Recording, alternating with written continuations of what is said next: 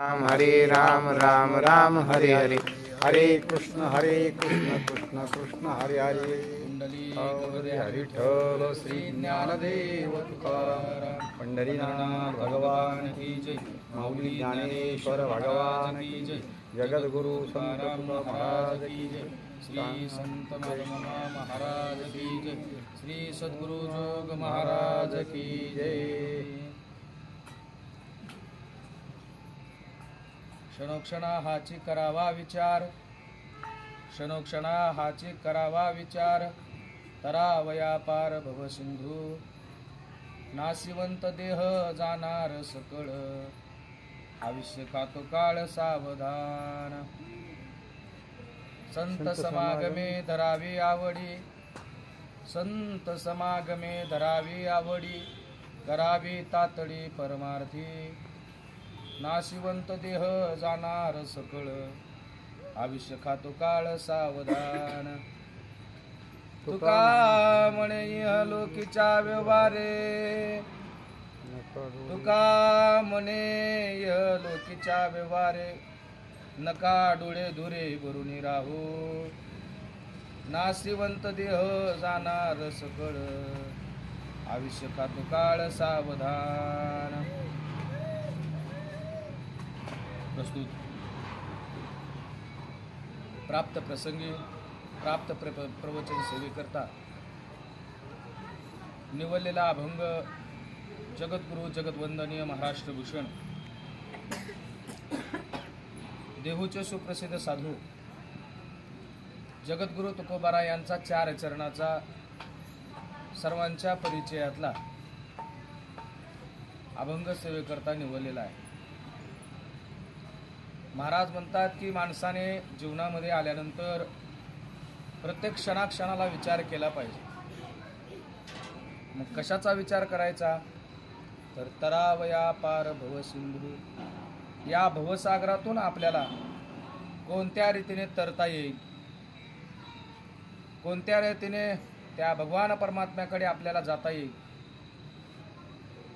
याचा विचार माणसाने सातत्याने केला पाहिजे। का केला पाहिजे त्याचं कारण आहे, हे जीवन संपणार आहे, याला काळ खाणार आहे, हा देह नाश पावणार आहे, नाशवंत देह जाणार सकळ, आयुष्य खातो काळ सावधान। महाराज म्हणतात की नाश पावणारा हा देह आहे, कधी जाईल याचा भरोसा नाही,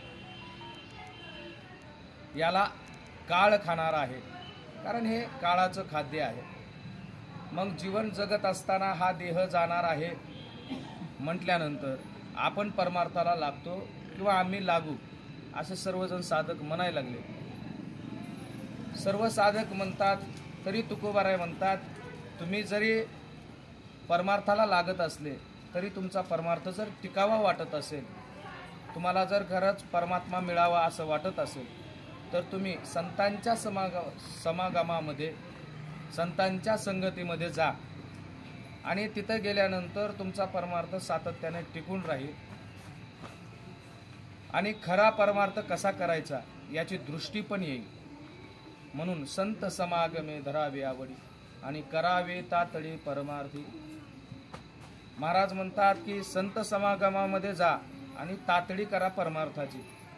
असं का म्हणतात याचं कारणच असं आहे, काही माणसं संतांच्या संगतीमध्ये जातात, काही माणसं परमार्थ करण्यासाठी थोडक्यात आळंदीमध्ये येतात, आणि इथं आल्यानंतर सुद्धा इथं व्यवहार साधतात किंवा परमार्थ सोडून दुसऱ्याच व्यतिरिक्त गोष्टी करत राहतात, संसारिक गोष्टी करत राहतात, त्याला अर्थ नाही। इथं आल्यानंतर ज्या कारणासाठी आपण आलेलो आहे, देवाने आपल्याला कशासाठी पाठवलेलं आहे, त्या पद्धतीने माणसाने विचार केला पाहिजे। आणि संगतीमध्ये संतांच्या आल्यानंतर व्यवहार न साधता जीवनाचं खरं कल्याण काय आहे, जेणेकरून आपल्याला परमात्मा मिळेल याचाच विचार मनुष्याने केला पाहिजे। म्हणून संत समागमे धरावी आवडी, करावी तातडी परमार्थी, कारण हा देह नाश पावणार आहे, हा संपणार आहे, नाशिवंत देह जाणार सकळ, आयुष्य खातो काळ सावधान। नाहीतर या जगताचं चाललेलंच आहे, काय चाललेलं आहे या जगतामध्ये सर्वांना माहीत आहे की हा कुचका देह आहे. प्रत्येकजण म्हणतो. उदाहरण सांगायचं झालं तर एखादा माणूस गेल्यानंतर सहजच अंत्ययात्रेमध्ये गेल्यानंतर माणसं बोलत असतात की कालच आम्ही त्यांच्याबरोबर चहा पिला बघा, कालच आम्ही त्यांच्यासोबत कॉफी पिली, कालच त्यांच्याबरोबर आम्ही हसलो आणि अचानक अशी घटना घडली, हृदयाला धक्का देणारी गोष्ट आमच्या कानावर आली की हसता हसता बोलता बोलता अचानक एखादा माणूस निघून जातो ना, मग त्यावेळेस माणसं दुःख करतात. आम्ही काल बोलत होतो. मग इतकं कळत असून सुद्धा क्षणभंगूर नाही भरवसा. प्रत्येक क्षणाचा सुद्धा नाथ महाराज तर उदाहरण सांगतात की पाण्याचा बुडबुड आहे. ज्यावेळेस आपण आंघोळीचं पाणी घेतो आणि घेत असताना ते पाणी अंगावर घेत असताना मध्ये पेला बुडवत असताना तांब्या बुडवत असताना जे बुडबुडेवर येतात ते बुडबुडे, तो जो हव्याचा प्रकार आहे तो किती वेळ राहतो? एक क्षणभर. जळी बुडबुडे देखता देखता नाथ बाबा म्हणतात की तो जो बुडबुड आहे काही क्षणामध्ये नष्ट होतो. तसं या जीवाचं आहे, कधीच संपेल याची गॅरंटी नाही. हे माणसाला कळत असून सुद्धा माणसं जसं काय आपल्याला 100 वर्ष जगायचं आहे, आपलं आयुष्य संपणार नाही या दृष्टीनं माणसं विचार करतात. आणि तुकोबाराय सुद्धा सांगतात की तुका म्हणे इहलोकीच्या व्यवहारे नका डोळे धुरी भरून राहू. हा व्यवहार आहे समाजाचा. त्यांना माहीत आहे की हे आयुष्य संपणार आहे, याला काळ खाणार आहे, सर्व काही माहीत आहे. क्षणाचाही विचार नाही किंवा क्षणभर सुद्धा या देहाची गॅरंटी नाही. तर ही माणसं आपण अमर आहोत या पद्धतीने जगतात. म्हणून तुकोबाराय म्हणतात की तुका म्हणे इहलोकीच्या व्यवहारे नका डोळे धुरे भरून राहो. तुमच्या डोळ्यामध्ये जसं धूर गेल्यानंतर पुढचं काही दिसत नाही, त्या पद्धतीनं तुमचं जीवन नसावं. कारण हा देह जाणार आहे बाबा. नाशिवंत देह जाणार सकळ, आयुष्य खातो काळ सावधान. महाराज या पद्धतीने या अभंगामध्ये आपला विचार मांडतात. अतिशय सुंदर असा अभंग आहे. या अभंगातून जीवनाचं खरं सत्य काय आहे, जीवनाचं रहस्य काय आहे किंवा जीवनामध्ये आल्यानंतर माणसानं काय करावं याचा विचार महाराजांनी मांडलेला आहे. अभंगावर थोडंसं सविस्तर विचार करण्या अगोदर थोडासा परिहार द्यायचा तो असा. कैलासवासी नंदकुमार ज्ञानोबा मुंगसे पाटील यांना देव आज्ञा झाली आणि देव आज्ञा होऊन आज 6वा दिवस आहे, 5वा दिवस आहे. अतिशय थोर व्यक्तिमत्व, ज्या व्यक्तिमत्वाकडे पाहिल्यानंतर सर्वांनाच हेवा वाटावा असं ते व्यक्तिमत्व. केळगाव गावाचे हनुमंतवाडी परिसरातील ते 15 वर्ष सरपंच राहिले. आता 15 वर्ष दोन्ही गावांनी ज्यांच्यावर सर्वस्वी आपलं विचार विनिमय किंवा त्यांच्यावर विश्वास ठेवला, असं एक थोर व्यक्तिमत्व आपल्या या जगतामधून परमात्मामध्ये विलीन झालेलं आहे. असं त्यांच्या जीवनाबद्दल अनेक गोष्टी आपल्याला सांगता येतील. त्यांनी वेगवेगळ्या पदव्या सुद्धा मिळवलेल्या आहेत. त्यामध्ये प्रसिद्ध फायनान्स सम्राट पण त्यांना ही पदवी मिळालेली आहे. ते काही दिवस चेअरमन सुद्धा होते, बैलगाडीचे काही अध्यक्ष पण होते. असं सर्वांगीण असणार हे व्यक्तिमत्व आज आपल्यापासून दूर गेलेलं आहे. आणि या मुंगसे परिवारावर एक दुःखाचं सावट आहे. आता शेवटी परमात्म्याने घातलेला हा नियम आहे. या जगतामध्ये जो आलेला आहे त्याला जायचंच आहे. अहो, सामान्य जीवांचा विचार करता करता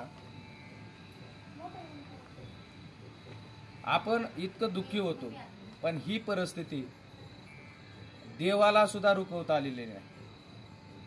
येथे नाही उरो आली अवतार, हेरती पामर जीव किती. श्रीराम प्रभूच्या समोर आपल्या बापाची अंतयात्रा निघते, पण दिलेला शब्द आहे, जान जाय पर वचन नाही जाय. जरी समजलं असलं तरी पण त्या प्रेतापर्यंत त्यांना पोहोचलेलं आलेलं नाही. ते कर्म आहे त्यांचं.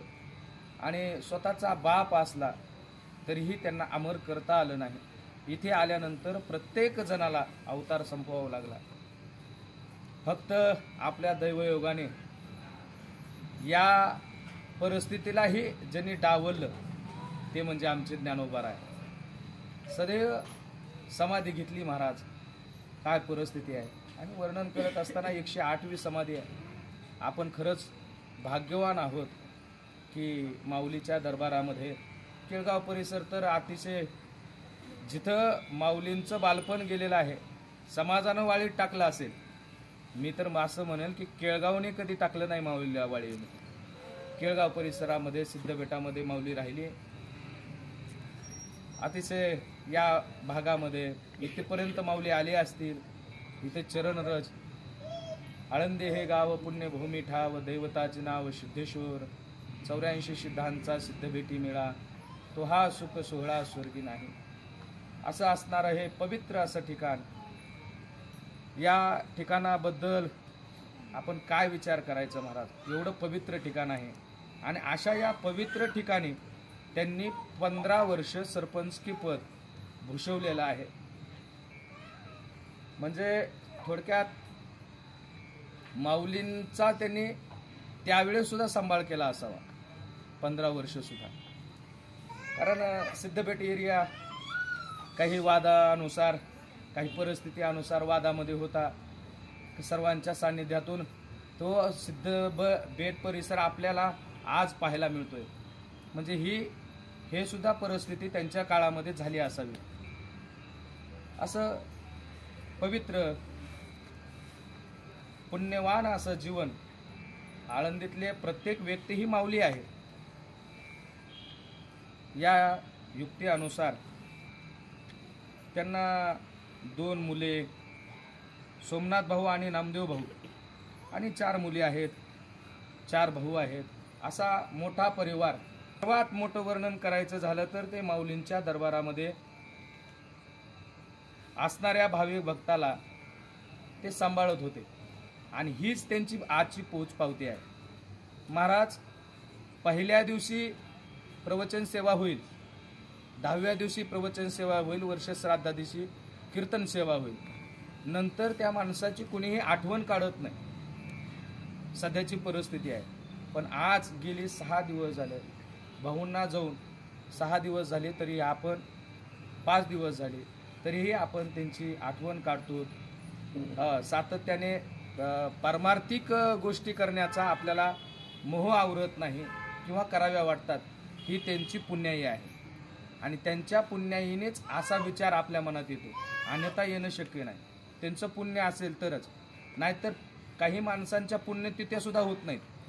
आम्ही पाहतो 1 वर्ष 2 वर्ष जोमानं करतात. मोठे मोठे महाराज लोक आणतात, अनेक खर्च करतात, परंतु नंतर त्यांची पुण्यतिथी संपते. सर्व काही कुणी आठवण सुद्धा काढत नाही. असे अनेक गेले. असं महाराज म्हणतात की आजा मेला पंजा मेला, बाप मसना गेला, देखत देखत नातू पंतू तोही तैसा झाला. प्रत्येक जण तसा होणार आहे.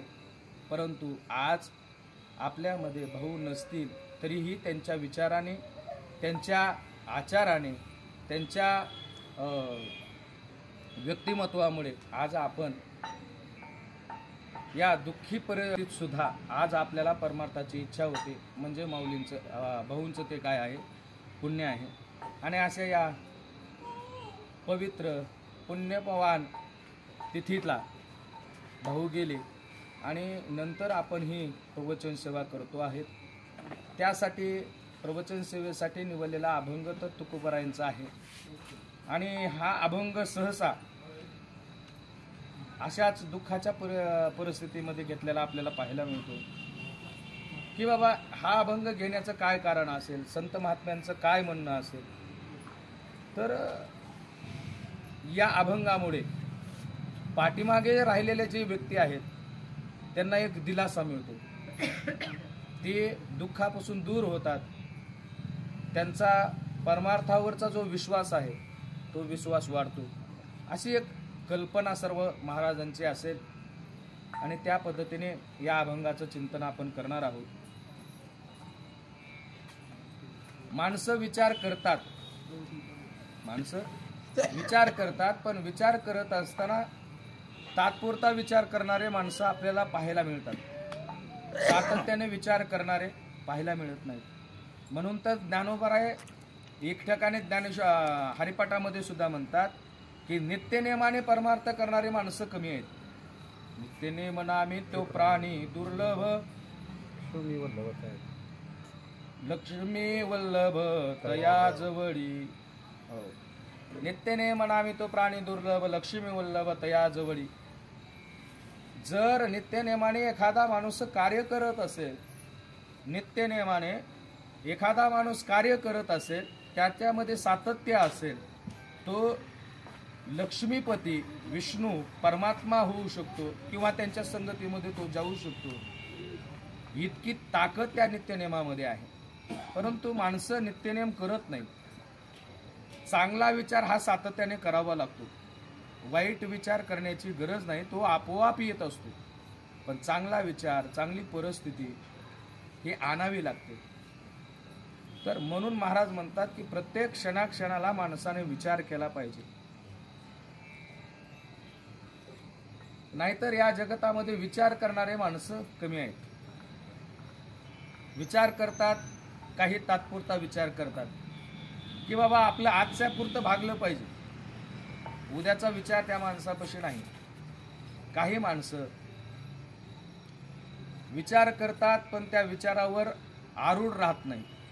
विचार करतात, फक्त विचार करतात. एक माणूस अमेरिकेला जायचा विचार करू लागला आणि तो एका महाराजापाशी गेला. महाराजापाशी गेल्यानंतर तो महाराजांना म्हणू लागला की मी अमेरिकेला जाण्याचा विचार करतोय, तर किती तिकीट येईल. त्यावेळेस त्यांनी सहज सांगितलं की बाबा तुम्हाला अमेरिकेला जायचं असेल, तुम्ही जर विचार करत असाल तर तुम्हाला तिकीट लागणार नाही, पण तुम्हाला जायचंच असेल तर तिकीट लागेल. याचा अर्थ विचार करण्यासाठी पैसा लागत नाही किंवा विचार करण्यासाठी विचार जर केला फक्त विचारापुरताच अवलंबून नसावा. त्यासाठी तिथं जाणं महत्त्वाचं आहे. तसं अमेरिकेला जायचं असेल तर पैसे लागतात, अन्यथा लागत नाहीत. तर विचार करणारा माणूस हा फक्त विचारापुरताच नसावा, तर तो विचार अंमलात आणण्यासाठी त्याने प्रयत्न करावा. तर त्या विचारावर अवलंबून म्हणजे एखादा विचार केलेला आहे, आपल्याला एखादी पदवी मिळवायची आहे, तर त्यासाठी अभ्यास हा विद्यार्थ्यासाठी महत्त्वाचा आहे. 10वीची परीक्षा पास व्हायची आहे, पास व्हायचा विचार करतोय, फक्त विचार करून जमणार नाही. त्यासाठी सकाळी 4 वाजता उठावं लागेल, अभ्यास करावा लागेल, नंतर काही ट्युशन असतील, शाळा असेल, व्यवस्थित पार पाडावी लागेल. तेव्हा कुठेतरी तो व्यक्ती पास होणार आहे. नाहीतर विचार करला, रोज उठायचं, विचार करायचं हे चालणार नाही. तसं काही माणसं विचार करायला लागले पण तो विचार अंमलात आणायला आणत नव्हते. म्हणून महाराज म्हणतात की प्रत्येक क्षणाक्षणाला विचार करा, कारण तो विचार अंमलात आणण्याची परिस्थिती सुद्धा सातत्य विचारानेच होते. सातत्याने तो विचार मनामध्ये आल्यानंतर माणसाच्या मनामध्ये त्याच्याबद्दल कार्य करण्याची परिस्थिती निर्माण होते, अन्यथा होत नाही. म्हणून प्रत्येक क्षणाक्षणाला माणसाने विचार करावा. दुसरं, विचार करत असताना काही माणसं निरर्थक विचार करतात आणि काही माणसं हे सार्थ विचार करतात. या जगतामध्ये परमात्मा आहे. परमात्मा आहे, मग तो कसा आहे याचा विचार मांडत असताना ज्ञानोबाराय मांडतात, त्रिगुण हे सार, निर्गुण हे सार, सारा सार विचार हरिपाठ, सारा सार विचार हरिपाठ, सारा सार विचार हरिपाठ. हे जगत त्रिगुण आहे. हे जगत नाश पावणार आहे. यामधील सर्व व्यक्ती ह्या जाणाऱ्याच आहेत. मग या जगतामध्ये टिकून काय राहणार आहे, तो परमात्मा टिकून राहणार आहे. या जगतामधलं सार काय असेल तो निर्गुण हे सार, निर्गुण हे सार आहे. मग तो भगवान परमात्मा साकार झाला. तो म्हणजे सर्व गोष्टींनी जर सारभूत विचार करायचा असेल, सार्थ विचार करायचा असेल, तो परमात्म्याचाच करावा. या जगतामधील सर्व गोष्टी ह्या नाश पावणाऱ्या आहेत. म्हणून प्रत्येक क्षणाक्षणाला माणसाने सार्थ विचार करावा. निरर्थक विचार करणारे माणसं आपल्याला पाहायला मिळतात. त्याच्यासाठी एक दृष्टांत, सर्वांच्या परिचयातलं एक दृष्टांत आहे की बाबा एका गावामध्ये गावचा जो मंदिराचा कट्टा आहे त्या कट्ट्यावरती काही व्यक्ती बसलेले आहेत. आणि बसलेले असताना आता समोरून रोज काही माणसं, आता सकाळची वेळ आहे, सकाळच्या वेळेला कोण दूध काढण्यासाठी, कोण गुरं घेऊन, कोण सडासमार्जन करत असेल, काही राम फेरीवाले राम भजन करत आहेत, गावामध्ये फेरी मारत आहेत भजन करत करत. काही काकड्याची मंडळी आहे, काही काकडा करत आहेत. योगिया दुर्लभ तोम्या देखिला साजनी, पाहता पाहता मनान पुरे धनी. अशा पद्धतीने भजन करत आहेत. काही दर्शनाला आलेले व्यक्ती घंटानाद करत आहेत. असा सुंदर असा परिसर आहे, वातावरण सुंदर आहे. आणि या परिस्थितीमध्ये एक व्यक्ती त्या मंदिरावर बसलेला आहे. समोरून काही गुरे चाललेले आहेत आणि गुरे जात असताना एक गोलाकार शिंगाची म्हैस तिथं समोर होती आणि समोरून ते जात होते. उगाच त्याच्या मनात आलं की ते शिंग पाहिल्यानंतर आपलं त्याच्यामध्ये मुंडकं जाईल का, असा त्याच्या मनामध्ये विचार आला. एक दिवस झालं, म्हैस निघून गेली. असे हा प्रकार अनेक दिवस घडला आणि हा विचार सातत्याने तो करत असल्यामुळे रोज कवर विचार करायचा याच्या मनात विचार आला. एक दिवशी आपण प्रकारच पाहू, प्रयोगच करू. आणि महाराज दिवस उजळला. रोजच्या नित्यनेमाप्रमाणे भजन चालू आहे, सर्व वातावरण सुंदर आहे. आणि या माणसाने त्या म्हशीकडे येताना पाहिलं आणि आपल्याला त्या म्हशीच्या शिंगामध्ये आज आपल्याला मुंडकं घालायचं आहे, तो विचार करायला आहे. तितक्यामध्ये म्हैस समोर आली. त्याने मुंडकं मध्ये अडकवलं आणि अडकवलं. जात असताना व्यवस्थित गेलं, पण आता ते मुंडकं निघत नव्हतं. म्हशीला वाटलं आपल्या शिंगावरती काहीतरी आहे आणि म्हैस धावायला लागली, पळायला लागली. आणि पळायला लागल्यानंतर काही अंतरावर गेल्यानंतर मग आता काही व्यक्तीने ती म्हैस धरली आणि म्हैस धरल्यानंतर तो खाली उतरला, म्हणजे त्याचं मुंडकं बाहेर काढलं. आणि सर्वजण त्याला विचारायला लागले, बाबा त्या म्हशीच्या शिंगामध्ये मुंडका अडवण्याच्या अगोदर थोडासा तरी तू विचार करायचा ना. आता तो व्यक्ती म्हणायला लागला, एक दिवस नाही, 2 दिवस नाही, मी 6 महिने झालं विचार करत होतो की आपलं मुंडकं त्या म्हशीच्या शिंगामध्ये जाईल का. तुकोबाराय म्हणतात, असा जर एखादा व्यक्ती जर विचार करत असेल तर करिता विचार करिता वाया जाय काळ, लटिक येते मूळ फजिताचे. त्याची फजिती झाल्याशिवाय राहत नाही आणि काळही वाया जातो. त्याच्या विचाराचा त्याच्या जीवनामध्ये कोणताच फायदा नाही. म्हणून माणसाने विचार करत असताना सार्थ विचार केला पाहिजे. मग सार्थ विचार कोणता विचार आहे तर तरावया पार भवसिंधू. या भवसागरातून आपल्याला कोणत्या रीतीने तरुण जाता येईल हा सार्थ विचार आहे. ज्ञानोबाराय सांगतात की आहे कोण मी हा करावा विचार म्हणे ज्ञानेश्वर निवृत्तीचा. मी कोण आहे बाबा? माझा जगाचा आणि या परिस्थितीचा अर्थार्थी काय संबंध आहे? या देवाने मला का हात दिले आहेत, का पाय दिले आहेत, का वाचा दिलेली आहे, याचा विचार कधी तर माणसाने केला पाहिजे. दिले इंद्रिय हात पाय कान डोळे मुख बोलाया वचन जेने तू जोडसी नारायण नासे जीवपण भवरोग. महाराज म्हणतात की हात कशासाठी दिलेले आहेत? अन्नदानासाठी दिलेले आहेत. कान कशासाठी दिलेले आहेत? श्रवण भक्ती करण्यासाठी दिलेले आहेत. तोंड कशासाठी दिलेलं आहे? हरिभजन करण्यासाठी दिलेलं आहे. हात टाळी वाजवण्यासाठी दिलेले आहेत. पाय कशासाठी दिलेले आहेत? यात्रा करण्यासाठी दिलेले आहेत. जत्रेला जाण्यासाठी नाही, यात्रेला जाण्यासाठी. अशी परिस्थिती आहे. म्हणून कधीतरी माणसाने विचार केला पाहिजे की बाबा या जगतामध्ये आपल्याला त्या भगवान परमात्म्याने, कारण कोणतीही गोष्ट व्हायची असेल तर त्याला कारण हे महत्वाचं आहे. कारणाशिवाय कारण घडत नाही. काहीतरी कारण असलं पाहिजे तरच कार्य घडतं. ज्या अर्थी कार्य चालू आहे, आपल्याला जन्म मिळालेला आहे, त्या अर्थी काहीतरी आपलं नियोजन असेल, काहीतरी देवाने ठरवलं असेल. मग आपण या जगतामध्ये कशासाठी आलो याचा माणसाने विचार करायला पाहिजे. आणि विचार करता करता माणसाला लक्षात येतं की हा भवसागर आहे आणि या भवसागरातून अनेक जणाला तरता आलेलं नाही. करिता विचार तो हा दृढ संसार ब्रह्मादिका पार नुलंगे सामर्थ्य. महाराज सांगतात की या भवसागरातून एखादा व्यक्ती जर म्हणत असेल की आम्ही सहजरित्या तरुण जाऊ, आम्ही सहजरित्या तरुण जाऊ. जसं एखाद्या समुद्रामध्ये आता तरुण जाण्याची काही तेवढी अवघड परिस्थिती राहिली नाही. विमान निघालेले आहेत, हेलिकॉप्टर आहेत किंवा जहाज आहेत. अशा अनेक गोष्टी आहेत की जेणेकरून आपल्याला त्या समुद्राच्या पलीकडे जाता येईल. मग माणूस एखादा म्हणेल की आमच्या सामर्थ्याने आम्ही तरुण जाऊ शकू, तर महाराज म्हणतात की अहो सामान्याचं द्या सोडून, ब्रह्मादिकाला सुद्धा या भवसागरातून तरता येत नाही. विचार करिता विचार तो हा दृढ संसार ब्रह्मादिका पार नुलंगे सामर्थ्य.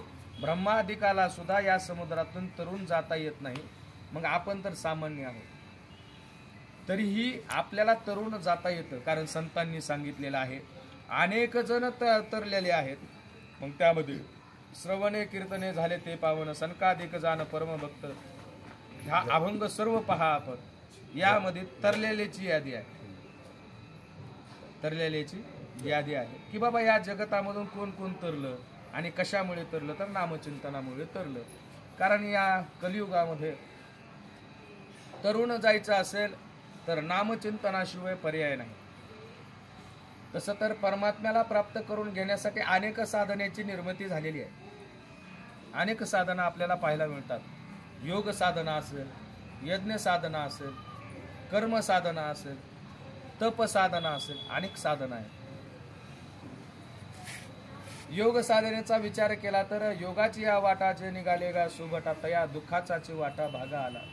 जो योगाच्या वाटेनं गेलो त्यासाठी ज्ञानोबाराय दृष्टांत सांगतात. पहा, एखादा बोचरा माणूस आहे आणि तो बोचरा माणूस अत्यंत त्याला भूक लागलेली आहे. इतकी भूक लागलेली आहे की आता जर त्याने जेवण नाही केलं तर त्याला आता मरण पत्करावं लागेल, इतकं त्याला भूक लागलेली आहे.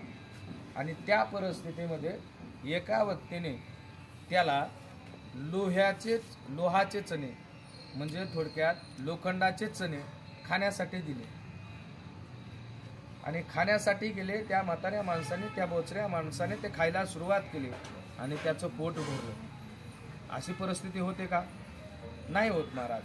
तर त्यासाठी ज्ञानोबाराय लिहितात, लोहाचे चणे जे बोचरिया पडती खाणे ते पोट भरणे की प्राणी शुद्धी म्हणून.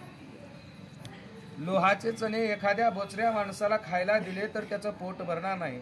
अहो त्याची परिस्थितीचा विचार करा. साधे हरभरे चणे त्याला खाता येत नाही तर तो लोखंडाचे चणे कसे खाणार आहे?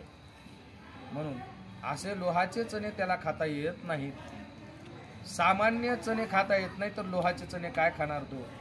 म्हणून तशीच परिस्थिती या योग माणसांची आहे. असं म्हणतात की तहान लागल्यानंतर तहानच प्यावी लागते, भूक लागल्यानंतर त्याला फक्त भूकच खावी लागते.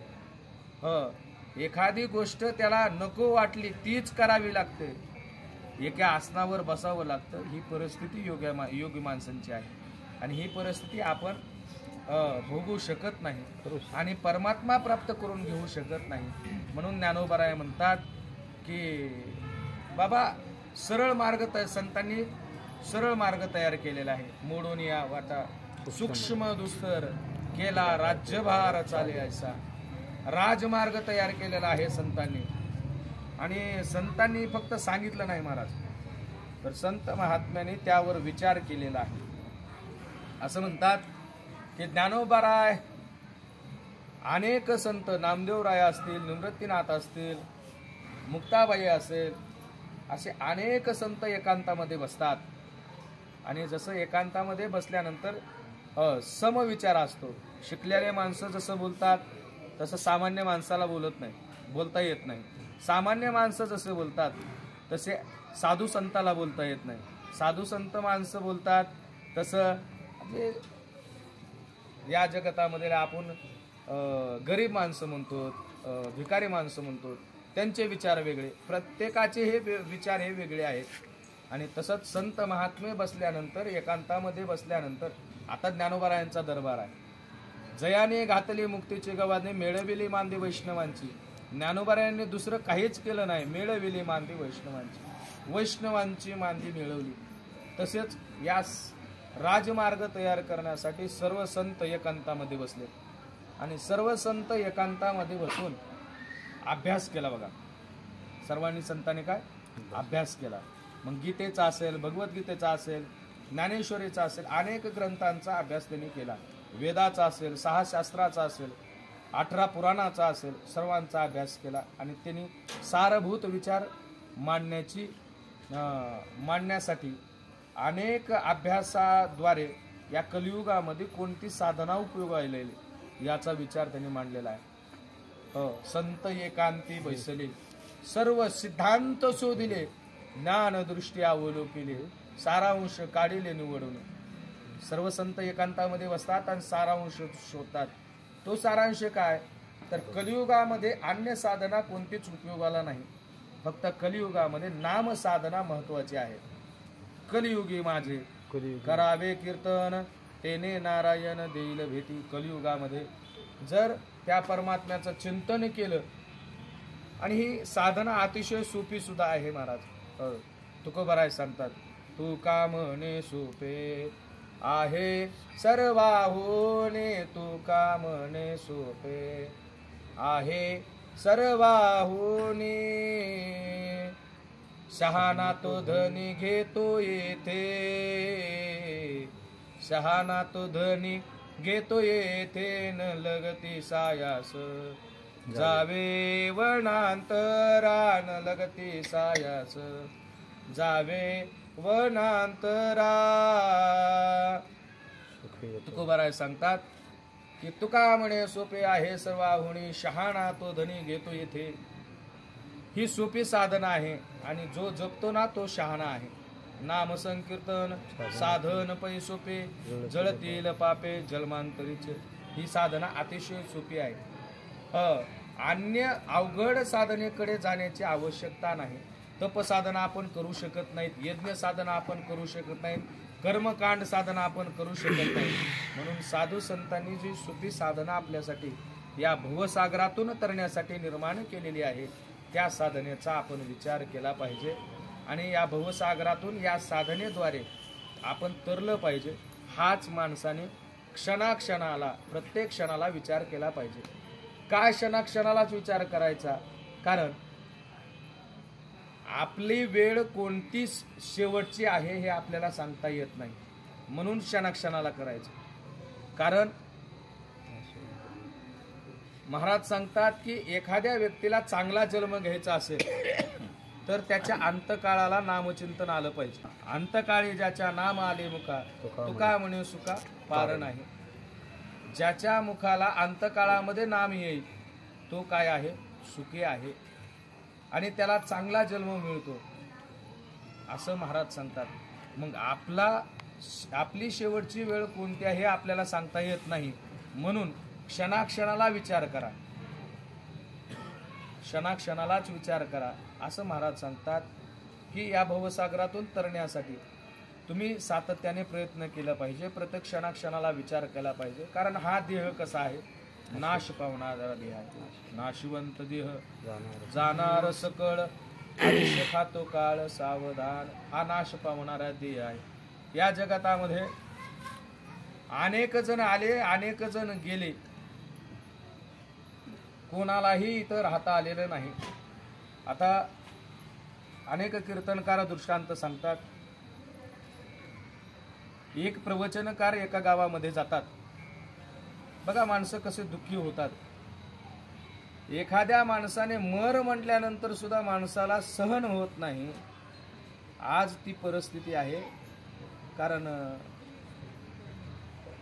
असं म्हणतात की माणसाला खरं काय परिस्थिती आहे हे अंतकाळाला लक्षामध्ये येते. कळो येईल अंतकाळी प्राण प्रयाणाचे वेळी राहते निराळे रांडापोरे सकळ. प्रत्येक जण दूर राहतो, फक्त जळावं लागतं ते एकल्यालाच. असं या जगताचं स्वरूप आहे आणि त्या स्वरूपाचा विचार करूनच महाराज सांगतात की बाबा आपल्याला सुद्धा जायचं आहे. हा देह नाशिवंत आहे. नाशिवंत देह जाणार सकळ आयुष्य खातो काळ सावधान. त्यासाठी तू सावध झालं पाहिजे. अनेक जण सावध झाले. तुकोबारायांच्या जीवनातला प्रसंग आहे. तुकोबाराय सावध झाले. तुकोबाराय स्वतः सांगतात की सावध झालो हरीच्या आलो जागरणा.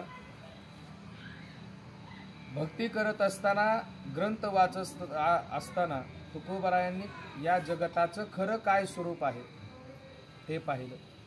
त्यांच्या लक्षात आलं की संसार दुःख मूळ चहूकडे इंगळ विश्रांती नाही कोठे रात्र दिवस तळमळ किंवा क्षणभंगूर नाही भरवसा. वारे सावध तोडा माया आशा मग गळा पडेल फासा. पुढे हुशार धोर आहे ओळसागा. क्षणभराचा सुद्धा माणसाचा शाश्वती नाही. आणि म्हणून महाराज म्हणतात की हा नाश पावणारा देह आहे बाबा, हा जाणार आहे. त्यासाठी तू विचार केला पाहिजे. मग काय केलं पाहिजे महाराज, तर संत समागमामध्ये गेलं पाहिजे. जो संत समागम आपण आज करत आहोत यासाठी सुद्धा पुण्य लागतं महाराज. कधीतर भाऊनी पुण्य केलेलं असेल किंवा केलेलं आहेच, म्हणून आज आपण ही प्रवचन सेवा मला वाटतं पूर्ण दिवस ज्या प्रकारे आपण गरुड पुराणाचं श्रवण करतोय त्याच पद्धतीने ही प्रवचन रूपी सेवा भाऊच्या निमित्ताने आपल्याला ऐकायला मिळते. म्हणजे भाऊंचं हे काय आहे, पुण्यच आहे. मग संत समागमे धरावे आवडीने करावे तातडी परमार्थाची. महाराज सांगतात की संत समागमामध्येच गेलं पाहिजे. कारण जशी संगत असेल त्या पद्धतीने माणसांचं जीवन होत असतं. त्यासाठी ज्ञानोबाराय अनेक ठिकाणी दृष्टांत पण सांगतात. एक चोर आहे पहा, आणि तो चोर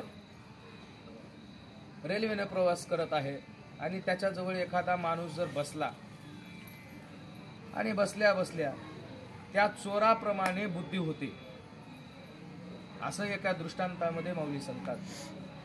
देखताचे चिंदी मन धावी बैसता चोराचे संगती देखताची चिंदी मन धावी. नाहीतर आपल्या खेड्यागावामध्ये एक मन आहे, ढवळ्यापाशीच पवळ्या बांधला वाण नाही पण गुण लागला. मग असं एका मुलाला काही पटतच नव्हतं. त्या मुलाला काही पटतच नव्हतं.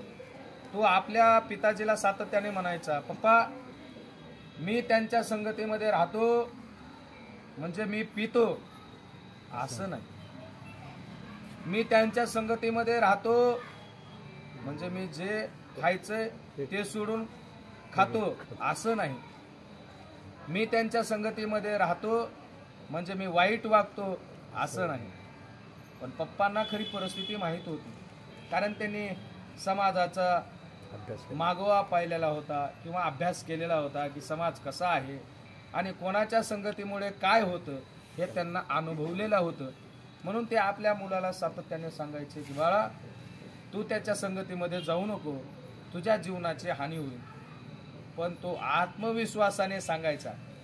आता शेवटी सांगून सांगून बाप किती दिवस सांगणार महाराज. अनेक दिवस त्या बापाने आपल्या मुलाला सांगितलं, पण काही तो मुलगा काही ऐकत नव्हता. आई 1 दिवस गेले, 2 दिवस गेले, वर्ष गेले, तरी पण तो मुलगा ऐकत नाही. त्यावेळेस आपल्या बापाने किंवा त्या बापाने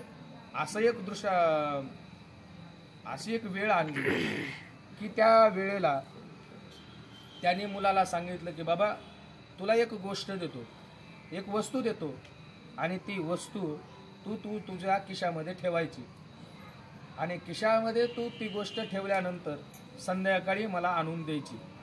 दिवसभर ती वस्तू तुझ्या खिशामध्ये ठेवायची. त्यांनी आपल्या मुलाच्या खिशामध्ये चुलीमधला एक कोळसा, काळा कोळसा आहे किंवा काळा खडू आहे, तो खडू त्याच्या खिशामध्ये ठेवला आणि खिशामध्ये ठेवल्यानंतर तो मुलगा ऑफिसला निघून गेला. इकडे पिताजीही आपल्या आपल्या कामामध्ये तल्लीन झाले. ऑफिसला गेल्यानंतर रोज ज्या खिशामध्ये रुमाल राहायचा त्या खिशामध्ये आज काय होता? कोळसा होता.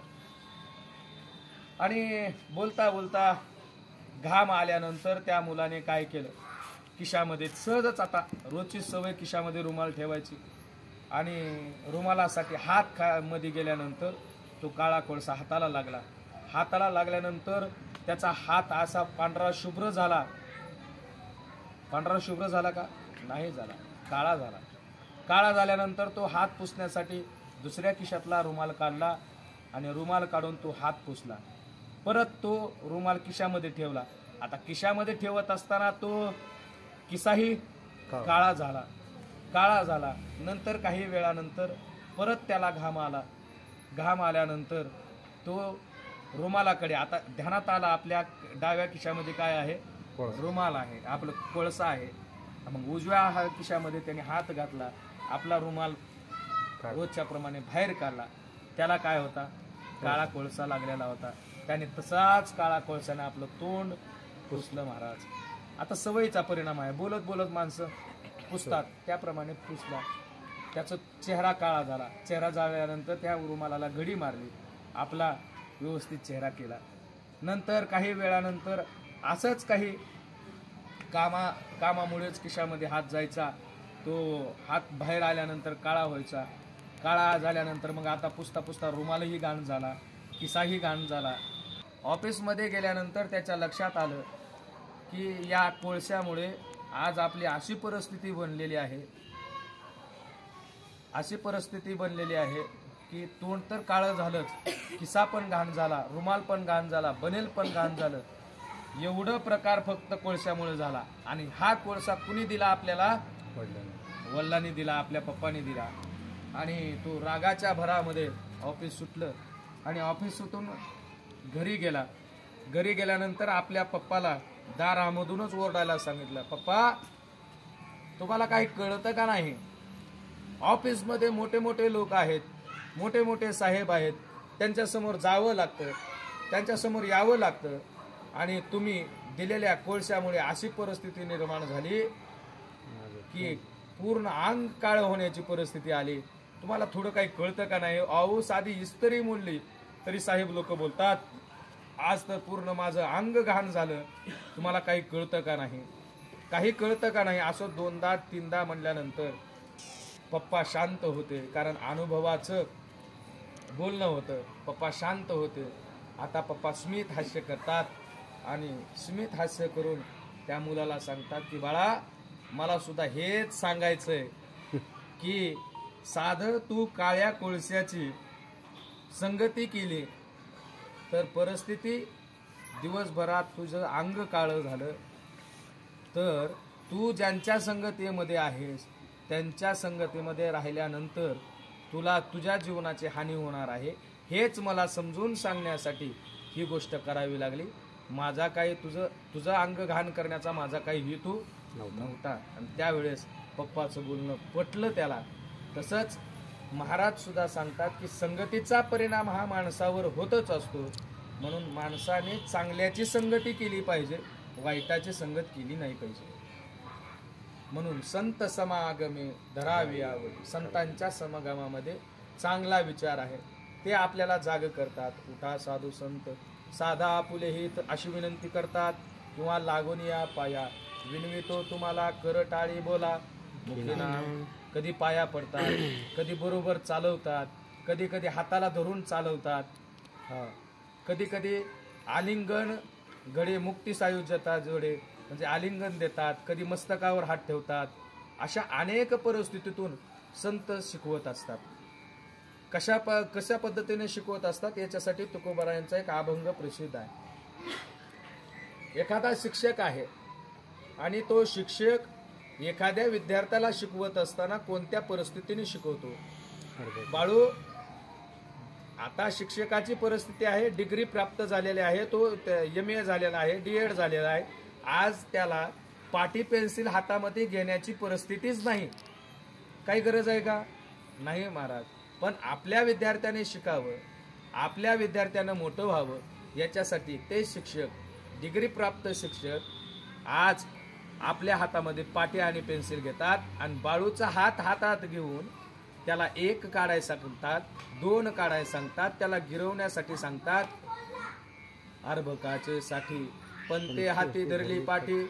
तसंच संत महात्मे सुद्धा आपल्याला सुद्धा त्या शिक्षकाप्रमाणे शिकवतात. आणखीन संत महात्मे कसे शिकवतात तर महाराज आईप्रमाणे शिकवतात. महाराज सांगतात की बाळकाचे चाले माता जाणोनी पाऊल घाली. एखादा लहान मुलगा आहे आणि त्या मुलाला आता चालता येत नाही, मग ती आई त्या मुलाला काय करते हो, त्या मुलाला हातामध्ये धरते आणि हातामध्ये धरून त्या मुलाला आपल्या पायावर ठेवते. पायावर 2 पाय घेते आणि तो जसा मुलगा चालतो त्याप्रमाणे हळूहळू हळूहळू पाऊल टाकत जाते आणि त्या मुलाला चालायचं शिकवते. त्याप्रमाणे संत महात्मे सुद्धा आपल्याला चालायला शिकवतात. अशा अनेक दृष्टांतांनी तुकोबारायांनी याचं वर्णन केलेलं आहे. तसंच संत महात्मे सुद्धा आपल्या जीवनामध्ये कोणत्याही परिस्थितीने अनेक कधी कधी शिव्या सुद्धा देतात. काय माये गेली होती भूतापाशी, हरी नये मुकाशी आरे मुडा, अशा पद्धतीने शिव्या देऊन सुद्धा शिकवतात. कधी कधी भीती घालतात. मारिती जोडीती तोडीती निष्ठुर यमाचे किंकर बहुसाल, कधी कधी भीती दाखवतात आणि जेणेकरून माणसाचं कल्याण होईल अशी परिस्थिती निर्माण करतात. संत समागमे धरावी आवडी करावी तातडी परमार्थ. आणि महाराज सांगतात की संत समागमामध्ये गेल्यानंतर, जसं ज्ञानोबारायांच्या दरबारामध्ये गेल्यानंतर, माऊलींच्या दरबारामध्ये गेल्यानंतर, माऊलीच्या मंदिरामध्ये गेल्यानंतर आपण इतरत्र गोष्टीचा विचार न करता आपल्या माईपाशी गेलो तर आपण त्याचं स्तनपान केलं पाहिजे अशी परिस्थिती आपल्या मनात असली पाहिजे आणि त्या माऊलीकडे आपण डोळे झाकून मागितलं पाहिजे. शेजारी काय चाललंय याचा विचार केला नाही पाहिजे. भले काही झालेला असेल, देह जावो आत्वा राहो पांडुरंगी दृढ भाव. तसंच माऊलीच्या चरणी आपलं मन असलं पाहिजे. मंदिरामध्ये गेल्यानंतर माऊलींचीच आठवण असली पाहिजे. समाधीवर डोकं टेकवत असताना माऊलीचाच चेहरा दिसला पाहिजे अशी परिस्थिती असावी. नाहीतर तिथं गेल्यानंतर आपण व्यतिरिक्त कोणत्या तर गोष्टी बोलत असू, संसाराच्या गोष्टी बोलत असू तर त्याच्यामध्ये सार्थ नाही. म्हणून परमार्थ करत असताना या संतांच्या संगतीमध्ये, कारण आपल्याला मोठी संगत मिळाली आहे माहिती, ज्यांच्या संगतीसाठी आज योगीजी सुद्धा आपल्याला बोलत होते की बाबा लहानपणापासून ते विचार करत होते की आळंदी दरबारामध्ये येण्याचा. मोठे मोठे व्यक्ती आज ज्ञानोबारायांच्या दरबारात येण्यासाठी विचार करतात, पण त्यांना येता येत नाही. कोणतीही परिस्थिती असू, किंवा इथं जी व्यक्ती मोठी झालेली आहे त्यांना या दरबारात राहता येत नाही, ते इतरत्र राहू शकतात पण या दरबारामध्ये राहू शकत नाही. तसं ज्ञानोबरायांचा दरबार आपल्याला भेटलेला आहे. काहीतरी पूर्वजन्मेचा आपण काहीतरी पुण्य केलेलं असेल. या जिथं ज्ञानोबरायांचं बालपण गेलं अशा आपल्या त्या ठिकाणी आपल्याला राहायला मिळते. भरपूर पुण्य असेल आणि या पुण्याच्या मुळेच आपण ज्ञानोबरायांच्या दरबारात आहोत. आणि या दरबारात राहत असताना आपण सुद्धा पारमार्थिकच विचार केला पाहिजे की जेणेकरून आपल्याला त्या परमात्म्याने जवळ केलं पाहिजे. आणि महाराज म्हणतात नाहीतर या जगताचं चाललेलंच आहे. ज्या प्रकारे चालता चालता काही ठिकाणी धूर असावा, जाळ लावलेला असावा आणि तिथे धूर असावा. धूर असल्यानंतर आपण जर गाडी चालवत असू तर त्या धुरामुळे आपल्याला पुढचं वाहन सुद्धा दिसत नाही. तसंच महाराज सांगतात की आपल्या डोळ्यामध्ये जर एखादी सत्तेचा असेल, मानाचा असेल, विषयाचा असेल, अशा धुराचा जर धूर जर असेल डोळ्यामध्ये तर आपल्याला ज्ञानोबरायांचा दरबार दिसणार नाही. आपल्याला परमार्थ करावा असं वाटत नाही. हे जगातच चाललेलंच आहे. कारण जगताला माहीत आहे की आपल्यालाही आता कसं आहे, एखाद्या माणसाच्या अंत्ययात्रेमध्ये गेल्यानंतर आपल्याला सुद्धा एक क्षणभर तरी वाटतं महाराज, क्षणभर तरी वाटतं की आपण सुद्धा किती दिवस जगणार आहे. आपल्याला सुद्धा असंच जावं लागेल. आपल्याला सुद्धा असेच माणसं पाठवतील. त्यावेळेस आपल्यासोबत कोणी नसणार आहे. आणि ही परिस्थिती आपल्याला सुद्धा लक्षात येते. तरी पण आपण जीवनाचं जे ध्येय आहे ते ध्येय प्राप्त करून घेत नाहीत. हे तुकोबाराय अभंगाच्या शेवटच्या चरणामध्ये सांगतात की तुका म्हणे इह लोकीच्या व्यवहारे नका डोळे धुरे वरुणे राहो. कारण बाबा हा देह जाणार आहे, नाशिवंत देह जाणार सकळ, आयुष्य खातो काळ सावधान. अशा पद्धतीने जगद्गुरु तुकोबरायांनी या अभंगामध्ये आपला विचार मांडलेला आहे. अभंग अतिशय सुंदर आहे. या अभंगाद्वारे या अभंगाचा विचार करून महाराज म्हणतात की प्रत्येक जणाने परमार्थाला लागावं. आपल्या जीवनाचं देह जे आहे ते देह मिळवून घ्यावं. कारण ही परिस्थिती अतिशय अवघड आहे.